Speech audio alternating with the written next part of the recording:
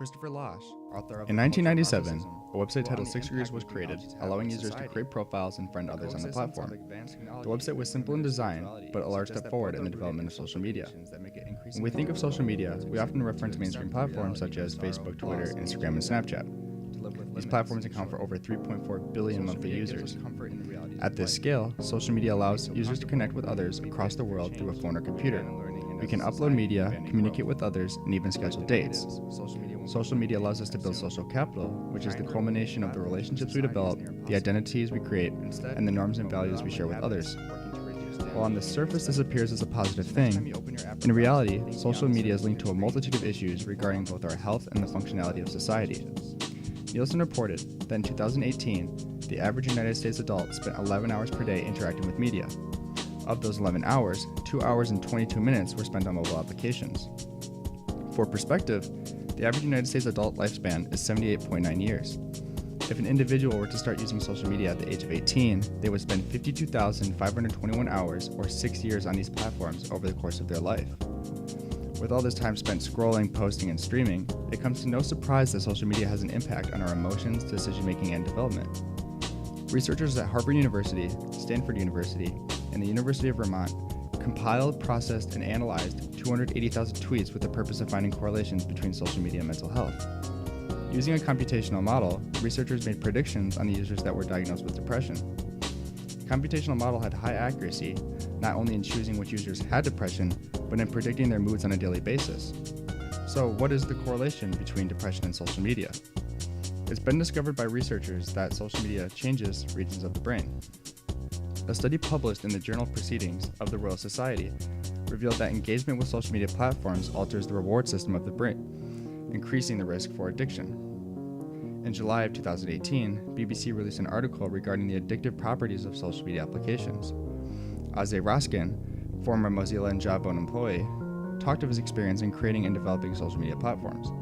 One of his successes as a leading engineer was the creation of the Infinite Scroll. The Infinite Scroll allows users to endlessly swipe through content without clicking. If you don't give your brain time to catch up with your impulses, you just keep scrolling. While we may interpret these apps as harmless and simple, there are complex design elements and algorithms implemented to purposely influence the user's train of thought. Azay Raskin even apologized in his interview with BBC, expressing his guilt in creating addiction in users.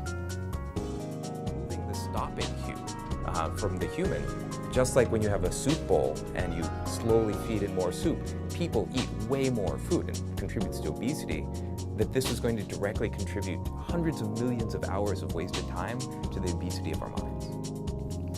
Other employees came forward on this issue, including former Facebook engineers Sandeep Parakilas and Leah Pearlman. Mr. Parakilas related his social media experience to a slot machine, and when trying to stop using the service, said it literally felt like I was quitting cigarettes. This was recognized by many of his coworkers too, and that there was definitely an awareness of the fact that the product was habit-forming and addictive. As a business, the goal is to generate revenue. The more attention and engagement you create on an app, the more you can generate from advertisements. Leah Pearlman spoke on her contribution as the co-founder of the like button. The like button is one of the most recognizable features of social media. While it may go under a different name on different platforms, its functionality is essentially the same. Leah's experience using Facebook was troublesome as she began basing her self-worth off the likes she received on posts. This created feelings of loneliness and a continued desire to check her app for validation. Sherry Turkle, author of Alone Together, talked of the stress social media has on its users. Managing online identities can cause immense stress. We begin to feel overwhelmed and depleted by the lives technology makes possible. We may be free to work from anywhere, but we are also prone to being lonely everywhere. A similar point was made in an article by The Wired, saying that the medium refocuses our attention on videos and images, rewarding the emotional appeals, like buttons over rational ones. Instead of a quest for knowledge, it engages us in an endless zest for instant approval from an audience, for which we are constantly but unconsciously performing. This behavior is alarming, especially when considering the high social media use rates among teens. During these years, adolescents are in rapid development, learning new skills and maturing towards adulthood. With technology and the internet becoming so accessible and necessary in society, the age in which youth engage with technology is getting younger and younger.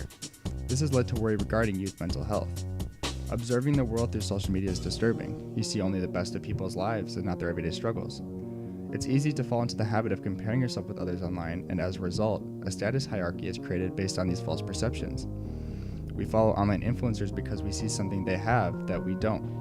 Whether it's wealth, fame, or beauty, we base unrealistic goals off of people we don't know and will likely never meet.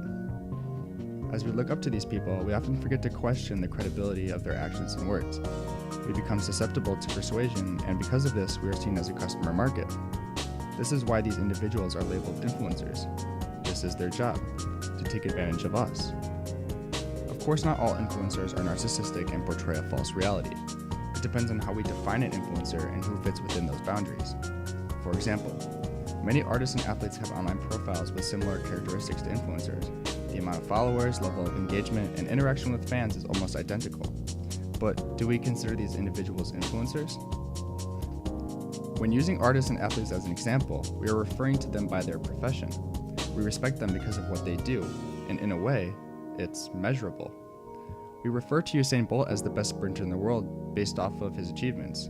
We can look at his times and statistically prove that he is indeed the best. When we look at individuals who consider themselves influencers, they often share themes regarding lifestyle, travel, and beauty, things we can't measure. There's no way to support with evidence that someone has the best life. Everyone has a different definition of success. It's subjective. Yet, as we spend time looking into the lives of these individuals, we assume that their online popularity is due to their success in life. This creates an objective definition of success and can lead many, especially youth, to set goals that are extrinsically based. This contrasts the values we learn from athletes and artists, such as teamwork, work ethic, and passion. This is a significant problem as we are promoting narcissism within society. Christopher Lasch, author of The Culture of Narcissism, wrote on the impact new technologies have with society.